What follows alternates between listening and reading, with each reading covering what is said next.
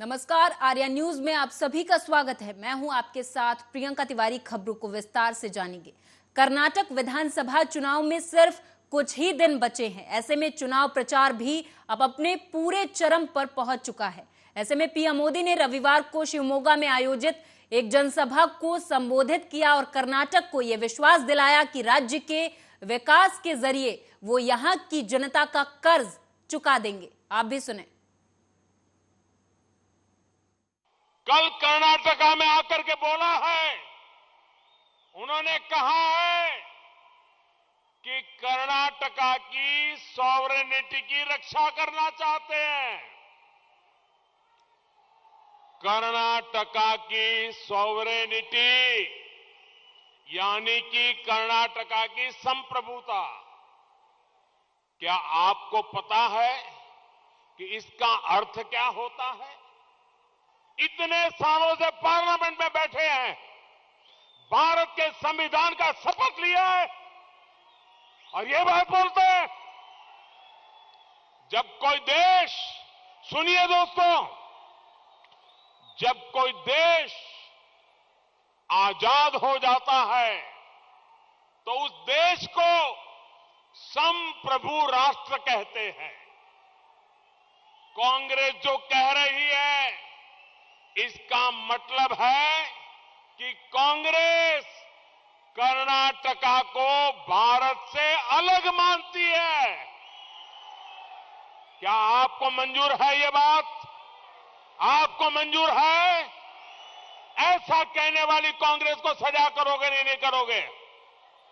भाइयों बहनों, इसका मतलब है कि कांग्रेस खुलकर कर्नाटका को भारत से अलग करने की वकालत कर रही है। टुकड़े टुकड़े गैंग की बीमारी कांग्रेस में इतनी ऊपर तक पहुंच जाएगी, मैंने कभी सोचा तक नहीं था। लोगों को झूठी गारंटियां बांट रही है, लेकिन वो इस बात का कभी जवाब नहीं देती कि 50 साल पहले जो उसने गरीबी हटाने की गारंटी दी थी, उसका क्या हुआ? कांग्रेस की सबसे बड़ी गारंटी, उनके सबसे बड़ा नेता ने दी हुई गारंटी, इतिहास का सबसे बड़ा फ्रॉड बन गई है, फ्रॉड बन गई है। क्योंकि कांग्रेस का पूरा काम झूठ का बंडल होता है, इसलिए कांग्रेस भारत से गरीबी खत्म नहीं कर पाई। बंधु भगिनी रहे, आजकल हर भारतीय हैरान है कि देश में इतनी शानदार वंदे भारत ट्रेन कैसे चलने लगी है। आजकल हर भारतीय हैरान है कि देश में रेलवे स्टेशनों का कायाकल्प कैसे हो रहा है। आजकल हर भारतीय हैरान है कि देश में नए नए एयरपोर्ट कैसे बन रहे हैं। कानून व्यवस्था है, देश की सुरक्षा है। जब कांग्रेस आती है तो आतंकवादियों, अपराधियों के हौसले बुलंद हो जाते हैं। कांग्रेस राज में आतंकी और अपराधी आश्वस्त होते हैं कि कांग्रेस का हाथ उन पर है। हमने बार बार देखा है कि तुष्टीकरण के लिए कांग्रेस आतंकियों के समर्थन में भी सरेआम उतर आती है। यही हमने केरला में भी देखा है, यही हमने यहां कर्नाटका में भी देखा है। तो वहीं नई दिल्ली में बीजेपी पार्टी के मुख्यालय में आज सोमवार को बीजेपी के राष्ट्रीय प्रवक्ता गौरव भाटिया ने प्रेस कॉन्फ्रेंस को संबोधित किया और आम आदमी पार्टी और केजरीवाल सरकार पर निशाना साधा है। आप भी सुने। शराब घोटाले के किंगपिन तो अरविंद केजरीवाल ही हैं। अरविंद केजरीवाल इतने घबराए हुए हैं, झूठी प्रेस कॉन्फ्रेंस करवा रहे हैं। भ्रष्टाचारी आप तो है ही, लेकिन ऐसा प्रतीत हो रहा है कि वहां पे विधिक तौर पे या तो किसी को जानकारी ही नहीं है और या केवल भ्रम फैलाना उनका कार्य है। तो इसीलिए यह अहम प्रेस वार्ता इसलिए करी जा रही है। जो दिल्ली वासियों के सवाल हैं, जो देश की जनता के सवाल हैं, वो सवाल हम यहां से उठाएं। और कहा जाता है कि डूबते हुए को तिनके का सहारा बहुत होता है। अरविंद केजरीवाल के लिए कहा जा रहा है कि शराब में जो इन्होंने घोटाला किया है उसमें जब डूब रहे हैं तो इधर उधर के बेल ऑर्डर पे सहारा लेने का प्रयास कर रहे हैं। और मैं पुनः कहूंगा, पापी आप, कट्टर बेईमान किंगपिन अरविंद केजरीवाल, मनीष सिसोदिया तो झांकी है, अरविंद केजरीवाल अभी बाकी है। डरे हुए हैं, हर किसी से पूछ रहे मैं तो जेल नहीं जाऊंगा, मुझे भी पुलिस पकड़ लेगी क्या। तो ये भ्रष्टाचार करने से पहले आपको सोचना था। आपके एक और पूर्व मंत्री जिनको आप कट्टर ईमानदार बता रहे थे, वो 11 महीने से जेल में हैं। और आज अरविंद केजरीवाल में तो इतनी हिम्मत नहीं थी कि बाहर आए और प्रेस वार्ता कर पाए इस बिंदु पे। लेकिन जब उनके साथी आए बाहर और वो बता रहे थे कि हवाई मिस्टर इंडिया, तो मैं इतना ही कहूंगा, एक और मूवी आई थी जिसमें एक किरदार था क्राइम मास्टर गोगो। मैं आया हूं, तुम्हारा कुछ तो लेके जाऊंगा, जेब में चवन्नी पड़ी है तो वो भी ले लूंगा। वैसे ही अरविंद केजरीवाल आज बन गए हैं। भ्रष्टाचार की पराकाष्ठा कोई है तो अरविंद केजरीवाल है। भ्रष्टाचार का पर्याय कोई है तो अरविंद केजरीवाल है। कट्टर बेईमान कोई है तो अरविंद केजरीवाल है। और जिसकी नाक के नीचे, जिसकी वजह से, जिसके इशारे पे शराब घोटाला हुआ है तो वो अरविंद केजरीवाल। नाम है मनीष सिसोदिया। ये सर्वोच्च न्यायालय गए थे। कट्टर बेईमान मनीष सिसोदिया सर्वोच्च न्यायालय गए, कहने लगे राहत मिलनी चाहिए। और सर्वोच्च न्यायालय ने कहा, we are not inclined to entertain the petition under Article 32 of the Constitution at this stage. The petition is accordingly disposed of. कोई रिलीफ नहीं मिला। सर्वोच्च न्यायालय ने यह कहा मनीष सिसोदिया के। मनीष सिसोदिया के पिटिशन में जो ऑर्डर होता है वो कोई नहीं बता रहा। एक और अभियुक्त का जो बेल ऑर्डर है उसमें बता रहे हैं कि कोई दोष सिद्ध नहीं होता है। दूसरी बात, यह बड़ा अहम है कि 31 मार्च को देखिए, फिर देखिए, नाम लिखा है ऊपर, Manish Sisodia versus central bureau of investigation. न्यायालय ने इनकी बेल रिजेक्ट कर दी, मनीष सिसोदिया की बेल रिजेक्ट कर दी। और यह बताना अति आवश्यक है यहां पे कि क्या कहा कि मोबाइल फोन थे, साक्ष्य और प्रमाण को कोई नष्ट कर रहा था, तो वो भ्रष्टाचारी मनीष सिसोदिया कर। सीएम योगी आज बाराबंकी के लिए रवाना हुए, जहां उन्होंने जनसभा को भी संबोधित किया। इस दौरान उन्होंने क्या कुछ कहा, सुनाएंगे। हम कैसा, इस समय चुनाव की प्रक्रिया चल रही है। ये चुनाव नगरीय जीवन को हम कैसा बनाना चाहते हैं, नगरीय जीवन में लोगों को बुनियादी सुविधाएं कैसे मिलनी चाहिए, उनके जीवन स्तर को उठाने के लिए क्या प्रयास होना चाहिए, इन सभी बिंदुओं को ध्यान में रख करके भारतीय जनता पार्टी इस चुनाव में एक बार फिर से जनता जनार्दन के सामने है। आपने पिछले 9 वर्ष के अंदर प्रधानमंत्री मोदी जी के नेतृत्व में वैश्विक मंच पर बढ़ती हुई भारत की प्रतिष्ठा को देखा है। भाइयों बहनों, आज दुनिया में भारत के बारे में धारणा बदली है। भारत को लोग आज सम्मान की निगाहों से देखते हैं। भारत आज वैश्विक लीडर के रूप में अपनी एक नई प्रतिष्ठा को बनाने में सफल हुआ है। इसका कारण है प्रधानमंत्री मोदी जी का यशस्वी नेतृत्व, जिन्होंने प्रत्येक क्षेत्र में भारत को आगे बढ़ाने के लिए पिछले 9 वर्ष के दौरान जो प्रयास किए हैं, आज उसका परिणाम हम सबके सामने देखने को मिल रहा है। आप याद करिए, जब देश अपनी आजादी का अमृत महोत्सव मना रहा था, आजादी के अमृत महोत्सव में पहली बार आपको लगा होगा कि 1947 में जब ये देश आजाद हुआ था, तब हम लोग आजाद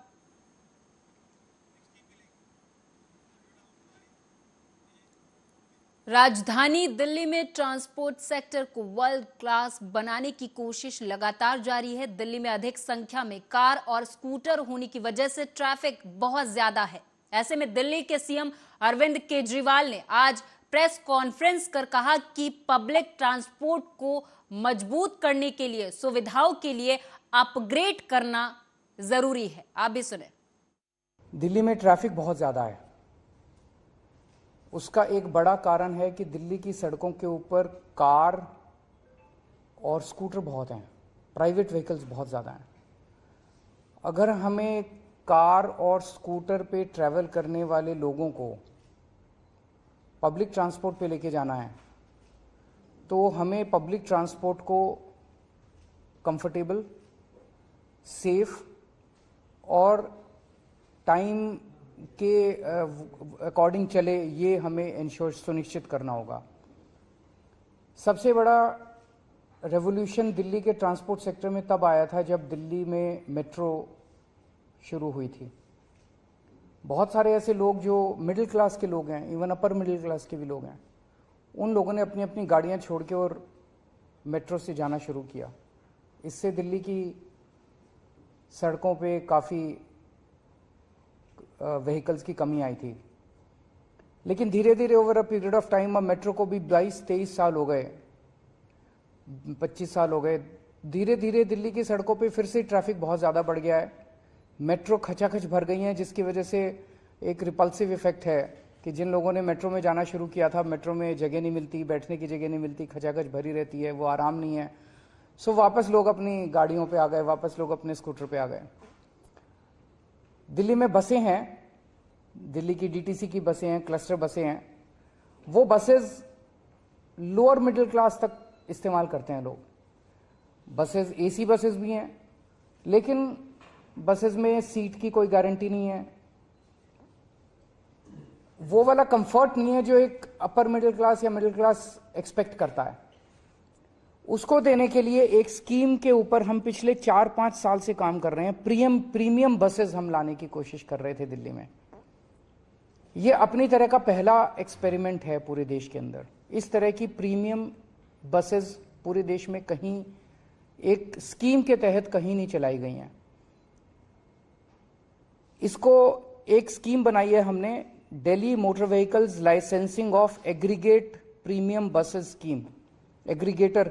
तो प्रीमियम बसेस के एग्रीगेटर स्कीम हम लेके आ रहे हैं। ये प्रीमियम बसेस जो हैं ये कंफर्टेबल होंगी, 2x2 की बसेस होंगी, एयर कंडीशनड होंगी। इनके अंदर बसों में वाईफाई होगा, जीपीएस होगा, सीसीटीवी होगा, पैनिक बटन होगा, और सीट की बुकिंग जो है वो ऐप बेस्ड या वेब बेस्ड होगी। कोई भी खड़ी सवारी अलाउ नहीं की जाएगी, आपको शर्तिया तौर पे सीट मिलेगी। इस किस्म की स्कीम पहली बार लाई जा रही है और इसमें हमारा मकसद पूरा का पूरा ये है, ये टारगेट किया जा रहा है मिडिल क्लास और अपर मिडिल क्लास को, जिनकी पेइंग कैपेसिटी है, जो अपने कंफर्ट के लिए पे कर सकते हैं, रोज अपनी कार लेके जाते हैं, कार का पेट्रोल। प्रदेश के पूर्व सीएम सपा के राष्ट्रीय अध्यक्ष अखिलेश यादव अलीगढ़ में मेयर प्रत्याशी जमीरुल्लाह खान और नगर पंचायत पालिका के समर्थन में रोड शो करने पहुंचे। अखिलेश यादव ने रोड शो से विपक्षियों को दमदार विपक्ष का संदेश दिया। रोड शो में सपाइयों ने पैदल और वाहन से मुलायम सिंह यादव अमर रहे और अखिलेश यादव जिंदाबाद के नारे लगाए।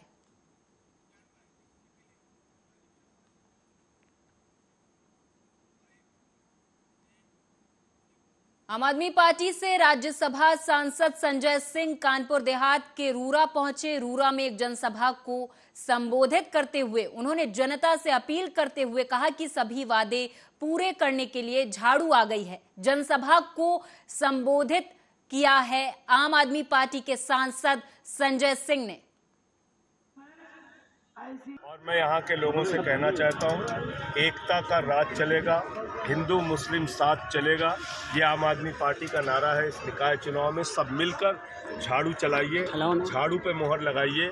हमने 3 प्रमुख गारंटी दी है, हाउस टैक्स साफ, वाटर टैक्स माफ, शहर होगा साफ, मोहल्ला क्लिनिक का निर्माण, दवाएं मुफ्त, इलाज मुफ्त, ये व्यवस्था। गोरखपुर में हिमाचल प्रदेश के राज्यपाल शिव प्रताप शुक्ला ने महात्मा गांधी इंटरमीडिएट कॉलेज के तीसरे रसायन विज्ञान प्रयोगशाला का विधि विधान से पूजा कर लोकार्पण किया। इस अवसर पर राज्यपाल शिव प्रताप शुक्ला ने कहा कि बच्चों को अपनी पढ़ाई अवश्य पूरी करनी चाहिए।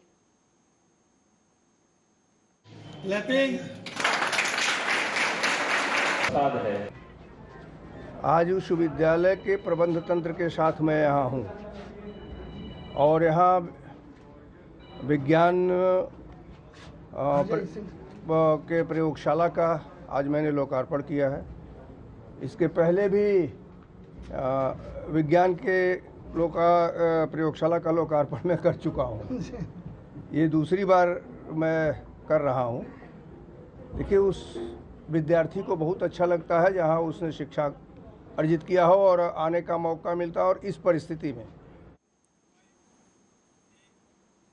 5 मई को द केरला स्टोरी पूरे देश में रिलीज हो गई। जहां एक तरफ केरल में इस फिल्म का विरोध चल रहा, वहीं दूसरी तरफ हिंदुवादी संगठन इस फिल्म का स्वागत कर रहे। तो वहीं आगरा में भारतीय जनता युवा मोर्चा ने 200 छात्रा और युवतियों को फिल्म की टिकट बांटी। उनका कहना था कि हम चाहते हैं कि हिंदू बहनें फिल्म देखकर सच को जानें।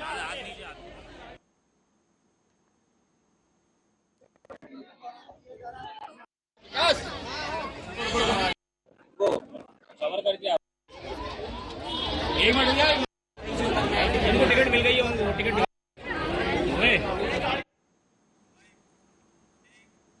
गाजियाबाद के लोनी वार्ड नंबर 31 में राष्ट्रीय लोक दल पार्टी की प्रत्याशी रंजीता धामा को जनता का अपार समर्थन मिल रहा। बता दें कि उत्तर प्रदेश गाजियाबाद में दूसरे चरण के मतदान होने हैं, जिसको लेकर पार्टियां अपनी जोर आजमाइश में लगी हुई हैं। राष्ट्रीय लोक दल पार्टी से प्रत्याशी रंजीता धामा को जनता से भरपूर समर्थन मिल रहा है।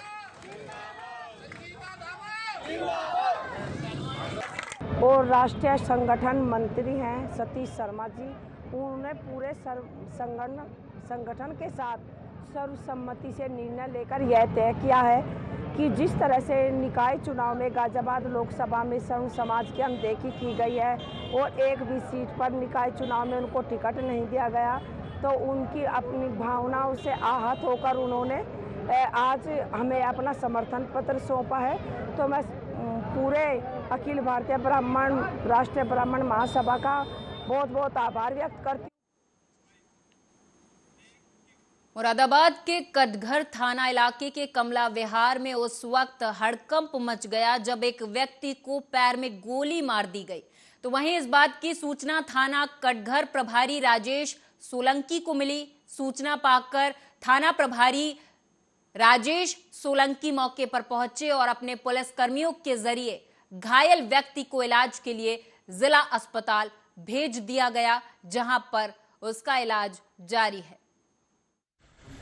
ये यहाँ एक ही परिवार के दो व्यक्ति हैं, दोनों सगे भाइयों के घर हैं और इनमें आपस में पूर्व से कुछ विवाद चला आ रहा है। और जो एक भाई हैं उनका लड़का अभी हाल में ही जेल से छूट के आया है और उनके द्वारा ये बताया गया था कि जो इनके पड़ोस में दूसरे भाई रहते हैं उनके लड़के के द्वारा इनके घर पे फायर किया गया जो उनको लगा हुआ है। पुलिस इस संबंध जांच कर रही थी। थोड़ी देर बाद दूसरी तरफ से भी इसी प्रकार की सूचना मिली कि दूसरे पक्ष के भी पैर में कोई गन शॉट है। अभी मौके पर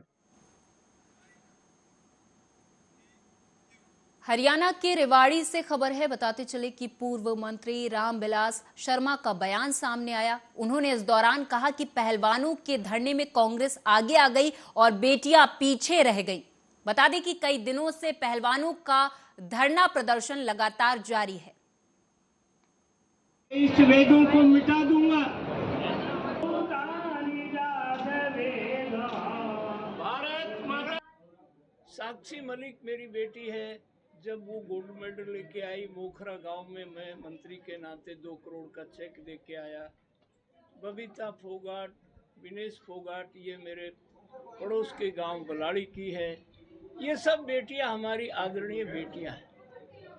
पर कांग्रेस की मुसीबत ये है कि कांग्रेस ना तो अपना पिछला इतिहास देश के सामने रख सकती है, क्योंकि वो इतिहास इतना गंदा है। छत्तीसगढ़ के बीजापुर से खबर है। दरअसल तेंदुपत्ता फड़ में पत्ता बेचने गए ग्रामीण हितग्राहियों पर आकाशीय बिजली गिर गई, जिससे एक की मौत हो गई। वहीं 21 लोग घायल बताए जा रहे हैं।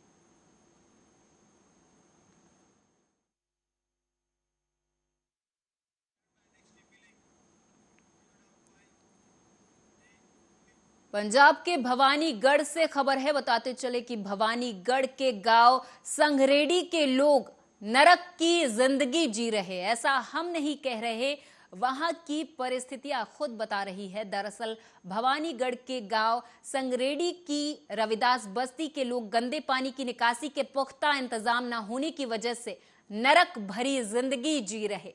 बता दें कि करीबन 4 साल से समस्या से पूरी बस्ती के लोग जूझ रहे हैं। सानू किसी नहर च सिट्टिया हुण बीही वालियां नू, नाले पिंड खुशी नाले सरकार खुशी। ਵੀਰੇ ਜਿਹੜਾ ਸਿਸਟਮ ਆ ਨਾ ਸੀਵਰੇਜ ਹੋ ਰਿਹਾ ਅੱਗੇ ਬੰਦ, ਠੀਕ ਆ ਵੀ ਮਤਲਬ ਕਿ ਪਾਣੀ ਦਾ ਨਿਕਾਸ ਹੈ ਨਹੀਂ, ਇੱਥੋਂ ਨਿਕਲਦਾ ਹੈ ਨਹੀਂ, ਠੀਕ ਆ। ਅਸੀਂ ਸਰਪੰਚ ਸਾਹਿਬ ਲਵੇ ਜਾਇਆ ਏ, ਵੀਡੀਓ ਸਾਹਿਬ ਲਵੇ, ਸਾਰਿਆਂ ਲਵੇ ਗੱਲ ਕਰ ਲਈ ਅਸੀਂ ਨੇ ਵੀ ਸਾਡਾ ਹੀਲਾ ਨਹੀਂ ਹੋਇਆ ਕੋਈ। ਕਿੰਨੇ ਟਾਈਮ ਪਹਿਲਾਂ ਤਾਂ ਇਦਾਂ ਹੀ ਇਹ ਹਾਲ ਚੱਲ ਰਿਹਾ? ਕਾਫੀ ਟਾਈਮ ਹੋ ਗਿਆ ਵੀਰੇ, 3-4 ਸਾਲ ਹੋ ਗਏ। ਮਤਲਬ ਕਿ ਜੇ ਤਾਂ ਕੱਢਦਾ ਨੇ ਮਾੜਾ ਮੋਟਾ ਤਾਂ ਚੱਲ ਪਾਂਦਾ, ਨਹੀਂ ਉਹੀ ਹਾਲ ਰਹਿਣਾਗਾ। ਇਸ ਸੰਬੰਧੀ ਪ੍ਰਸ਼ਾਸਨਿਕ ਅਧਿਕਾਰੀਆਂ ਦਾ ਕੀ ਕਹਿਣਾ? ਪ੍ਰਸ਼ਾਸਨਿਕ ਅਧਿਕਾਰੀ ਆਉਂਦੇ ਨੇ, ਦੇਖ ਕੇ ਚਲੇ ਜਾਂਦੇ ਨੇ, ਉਦੋਂ ਬਾਅਦ ਕੋਈ ਹੱਲ ਨਹੀਂ ਹੁੰਦਾ। ਗੰਦਾ ਪਾਣੀ ਜੀ ਇਹ ਸਰਕਾਰ ਦੇ ਕੰਮ ਨੇ ਕਿਹਾ, ਸਾਡੇ ਪਿੰਡ ਦੇ ਸਰਪੰਚ ਦੇ ਕੰਮ ਨੇ। ਹੋਰ ਕੌਣ ਕਰੂਗਾ ਹੱਲ? ਜਾਂ ਸਰਪੰਚ ਕਰ ਸਕਦਾ ਜਾਂ ਸਰਕਾਰ ਕਰੂ। ਕਿੰਨਾ ਟਾਈਮ ਹੋ ਗਿਆ ਇਸੇ ਗੰਦੇ ਪਾਣੀ ਤੋਂ ਗੁਜ਼ਰਦੇ ਆ? 3-4 ਸਾਲ ਹੋ ਗਏ ਬਾਈ ਇਹਨਾਂ ਤਾਂ ਹੁੰਦੇ ਨੂੰ, ਪਾਣੀ ਨੂੰ ਆਹੀ ਹਾਲ ਹੋ ਰਿਹਾ। ਕੋਈ ਬੁੜੀ ਢੀ ਪੈਂਦੀ ਆ, ਕਿਸੇ ਦੀ ਲੱਤ ਟੁੱਟ ਗਈ, ਕਿਸੇ ਦਾ ਗਿੱਟਾ ਟੁੱਟ ਗਿਆ। ਹਾਂਜੀ, ਉਹ ਅਸਲ ਦੇ ਵਿੱਚ ਉਹ ਪੁਰਾਣੀ ਪੰਚਾਇਤ ਦੀ ਪਾਈਪਲਾਈਨ ਪਾਈ ਹੋਈ ਹੈ ਜੀ। ਉਹ ਪਹਿਲਾਂ ਉੱਥੇ ਨਾਲਾ ਹੁੰਦਾ ਸੀ, ਵਧੀਆ ਪਾਣੀ ਦਾ ਨਿਕਾਸ ਸੀਗਾ। ਉਸ ਤੋਂ ਬਾਅਦ ਉਹਨਾਂ ਲੋਕਾਂ ਨੇ ਉਹ ਨਾਲਾ ਬੰਦ ਕਰਾ ਕੇ ਪਾਈਪਲਾਈਨ ਪਵਾ ਲਈ। ਜਿਹੜੇ ਟੋਬੇ ਦੇ ਵਿੱਚ ਉਹਦਾ ਪਾਣੀ ਜਾਂਦਾ ਸੀ ਉਹ ਟੋਬਾ ਬੰਦ ਕਰਕੇ ਤੇ ਸਟੇਡੀਅਮ ਬਣ ਗਿਆ। ਇਸ ਲਈ ਪਾਣੀ ਦੂਰ ਸਾਡਾ ਪੌਣੇ ਕਿਲੋਮੀਟਰ ਦੇ ਵਾਂਗੂ ਸਾਡੇ ਬਾਹਰ ਸਾਡੀ ਪੰਚਾਇਤੀ ਜ਼ਮੀਨ 'ਚ ਜਾਂਦਾ ਹੈ। ਉਹ ਪਾਈਪਲਾਈਨ ਇੰਨੀ ਲੰਬੀ ਹੋ ਗਈ ਵੀ ਉਹ ਚੱਲ ਨਹੀਂ ਰਹੀ। ਅਸੀਂ ਪਹਿਲਾਂ ਤਾਂ ਸੰਕਸ਼ਨ ਪਾਈ, ਟੈਂਕ ਨਾਲ ਸਫਾਈ ਕਰਾਈ, ਬੰਦਿਆਂ ਨਾਲ ਕਰਾਈ, ਹੁਣ ਉਹ ਬਿਲਕੁਲ ਹੀ ਚੋਕ ਹੋ ਗਈਆਂ, ਹੌਲੀ ਹੌਲੀ ਚੋਕ ਹੋ ਗਈਆਂ। ਹੁਣ ਅਸੀਂ ਨੇ ਆਪਣੇ ਜੇਈ ਸਾਹਿਬ ਤੇ ਐਕਸ਼ਨ ਸਾਹਿਬ ਨੂੰ ਬੇਨਤੀ ਕੀਤੀ, ਉੱਚ ਅਧਿਕਾਰੀ। और इसी के साथ इस बुलेटिन में मेरे साथ बस इतना ही। आप देखते रहें आर्या न्यूज।